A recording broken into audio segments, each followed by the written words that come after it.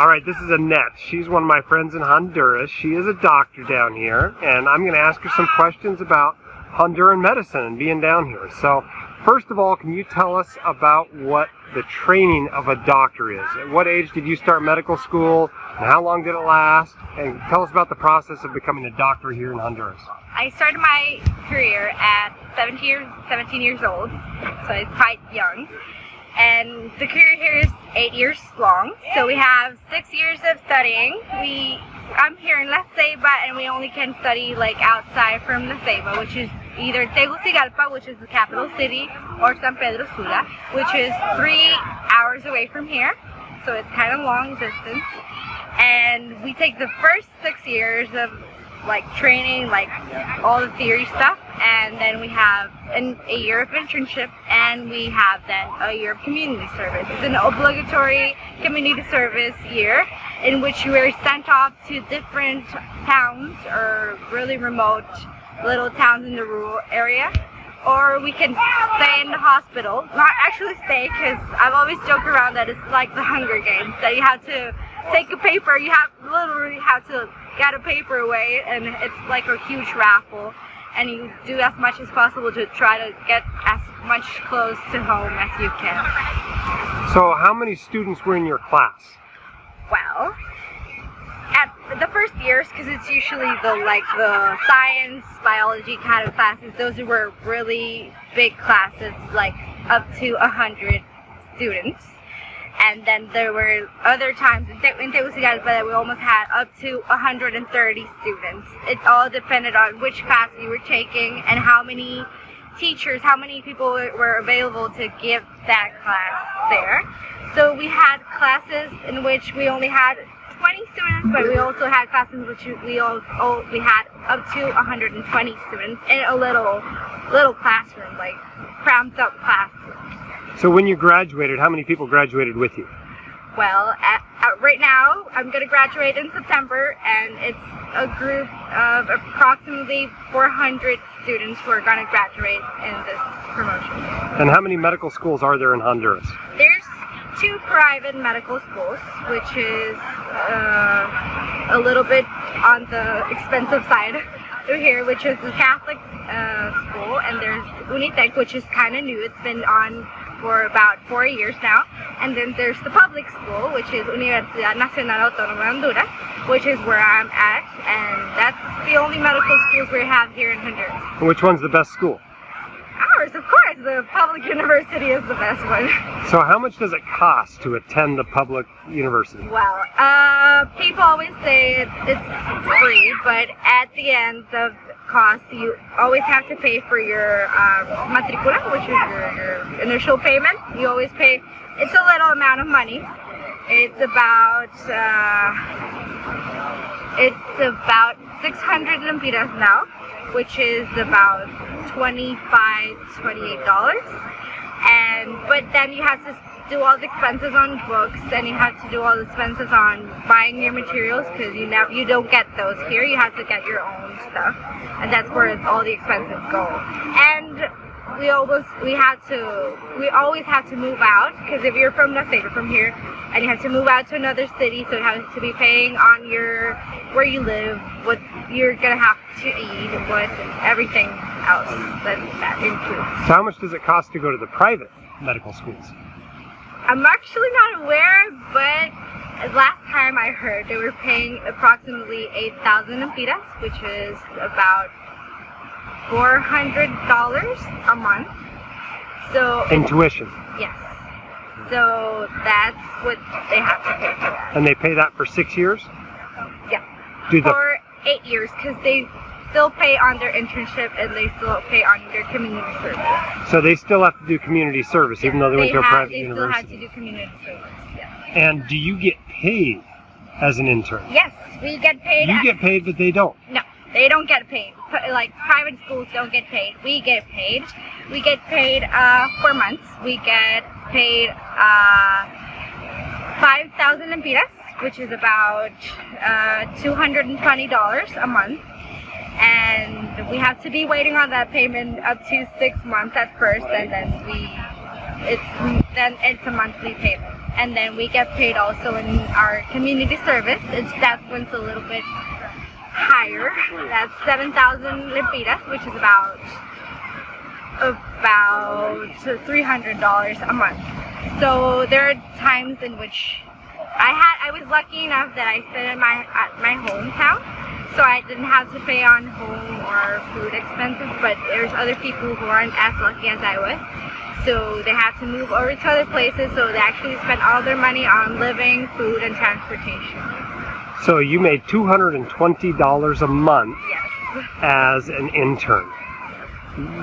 What do you think, was it easy to save on that amount of money? No, I didn't save a penny when I was in my internship, because we have our night shifts. So we had to buy our food on night shifts. We had to pay our transportation. We had to pay for whatever was needed, and we always try to help patients because they usually don't have any money. So we ended up with no savings at all. So if an intern making $5,000 a month in the United States tells me they can't save money, what would you say to them? Yes, you can. I'm pretty sure you can, because I've lived on $200 a month, and I'm pretty sure you can't do that. But that's like a huge amount of money here. Okay, so tell us about after you finish your social service year. What happens then? Do most people go into general practice? Yeah, most people go into general practice because they don't have a chance to go on with their residence or take it on any specialties. Usually people at this point of their lives are trying to make a family, or they already have some sons or daughters. But yeah. So usually people are trying to make money as fast as possible. So there's people who are lucky to pay for the test for the residents, or there's people who aren't capable to pass the test too. So there's a lot of unemployed general doctors here. Unemployed? Yes. They can't get work at all? Yes. Do they open up their own practice? They mostly try to open up their own practice, and what they try to do is go to the rural areas and try to get a little private clinic so they can help the community and try to live with what they can. So what percentage of the medical students are men versus women these days? Well, we have a high number of women studying medicine here in Honduras. Apparently, our teachers told us that at first they only had 8 students, 8 people studying medicine, and there were 7 men and just 1 woman. But now it's approximately 60% of the medical population is women. Why do you think that is? Well, they're really smart women here. I don't know, women are attracted to the medical side of here, and they don't take it as much as hard work as engineering and the stuff that includes too much physical work. So what kind of money can a generalist that can get a job, can a general practice physician expect to make in Honduras? Well, what's a typical income? Depends on the area and depends on where they're working. There are people who get lucky and they can actually get a place in the public government side, and that's the one that pays off a little bit more, and that's more on the 30,000 lempiras per month, or up to 40,000 lempiras. But then there's people who is about $1,000 to $1,500 a month. Yes. As an attending physician. Yes. Okay. And there's people who work with private clinics, or they just work at part-time jobs, on attending surgeries and stuff, in which they can get as little as 8,000 lempiras a month, or up to 15,000 lempiras a month, which is about $400 a month. And is that enough money to support a family here, buy a house, have a life? People do what they can. So usually if it's 8,000 lempiras a month, they can live, but it's very limited just to the basic stuff, just paying for the rent, getting some food, and for transportation, paying for their kids' education, like little, not try on fancy schools, but like little stuff, and that's about it. Tell me about becoming a specialist. Well, in order to become a specialist here, you only get the public system. So even though you took the private school, you have to be on a public education to get your specialty. So you go, it's in base of credit score. So you get a test and you can try to earn some credit scores from before, like working on different areas of the country and try to do as much conference as possible. So actually it's kind of on a business side in which you have to pay for conference to get some points. So it's somehow, because all this conference they are paying to the Colegio Médico de Honduras, which is like the association of doctors in here. So actually you have to kind of pay a certain percentage in order to get your residency. So how long is an internal medicine residency here? 3 years. And how long is a surgery residency here? General surgeon is 3 years, plastic surgery is 6 years, and we open up a peds surgery and it's 6 years also. And what if you want to be an obstetrician? It's 3 years also, yeah. And what other specialties are available for training in Honduras? Here in Honduras, we have psychiatry, we have GYNOB, we have pediatry,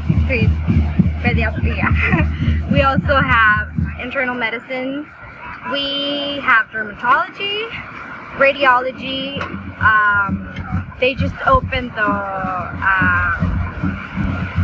cardiac surgery, and we have peds surgery, and that's all we have available here.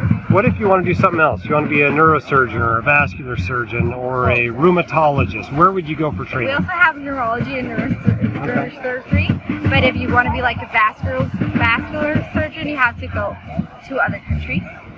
And where would people typically go? Oh, usually, they have some available specialties in Guatemala. They're still a little high on the price because you have to pay on their private schools and you have to pay for living and everything else. So you pay tuition as a resident? Yes. You're not paid a salary? No. You pay tuition, you're not paid once you're out of the country. So people choose Guatemala, they also choose Costa Rica, and there are chances you can get to go to Mexico or also Spain. There's a program with Spain in which they get a lot of specialties that we're having. And are you obligated to do more social service years if you do a residency, or are you free to go practice as you see fit? We are free to go practice. Like once we're done with our general medicine, we can work wherever we can. And what does an internal medicine doctor get paid once she's done with her training?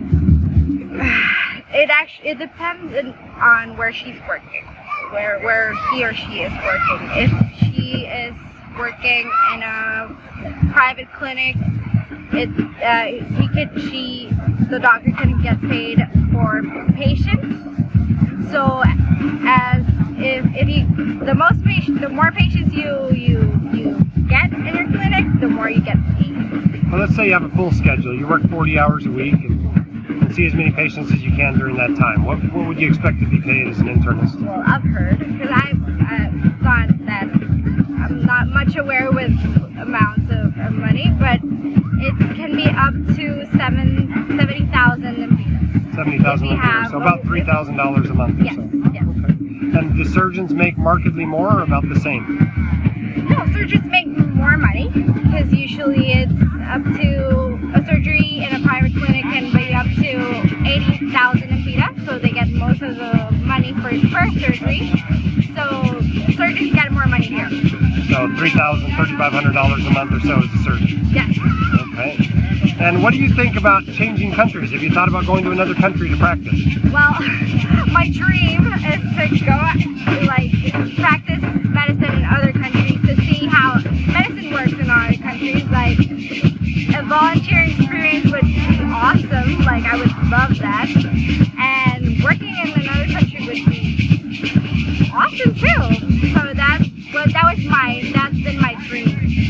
Dr. Annette, thank you for your time. Appreciate the interview.